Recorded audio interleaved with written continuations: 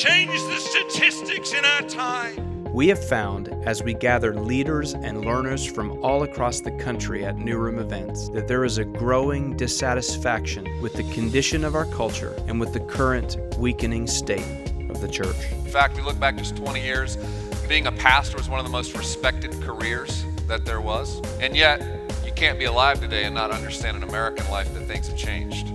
We are finding 4 essential shifts to be necessary for our day. The first is a move away from casual prayer towards awakening prayer, the kind of travailing and fervent prayer that shakes us from our slumber and awakens us to the heart of God. The Bible seems utterly unfamiliar with casual prayer. You pray it, first of all, upwards. You say to God, come on, let your kingdom come. Let your will be done, come on. And then you pray it inwards. You pray it to your own heart. Come on, wake up. We sense there also has to be a move away from programmatic activity towards banded discipleship, the kinds of relationships that allow for honest confession and encouragement that propels us into profound love for God and for others. If we were created in the image of God, it shouldn't come as a terrible surprise that we were created for community, for fellowship, for relationship with each other. We encourage each other with church, but we encourage each other with family and with life, because sometimes that gets so stinking heavy, you don't want to go on.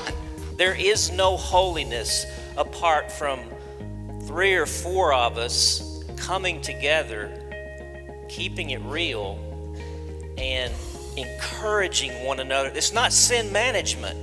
Thirdly, we see that too often we are relying on our own gifts and strengths. We need to move from human effort to Holy Spirit-empowered leadership, the kind of desperate dependence on God that recognizes that apart from Him, we can do nothing. That's where Jesus always leads us. Always leads you to too hard. Always leads you where you feel like, what are we going to do? Always leads you right into the center of it so that you know that you're following Jesus, not Moses, not Elijah. You're following Jesus right here in the present. And therefore, when Jesus speaks to the disciples, He says, wait. Don't go out and try to rescue the world until you get some power. That the Holy Spirit should be the one great object of our prayers. That is the great blessing that you need. Lastly, we see a great need for a shift from a church growth focus to kingdom expansion, the kind of expansion that finds our churches making disciple makers who reach the lost and form new churches and revitalize existing ones. Some of you are about to pray this because you're desperate for a move of God in your church. Some of you are burning up about human trafficking and you're saying, come on, you're the God of Exodus. Some of you are looking at your young people and they're away from the Lord and you've got 1,000 prayers and you're saying, come on, God. Join us for New Room Conference 2017.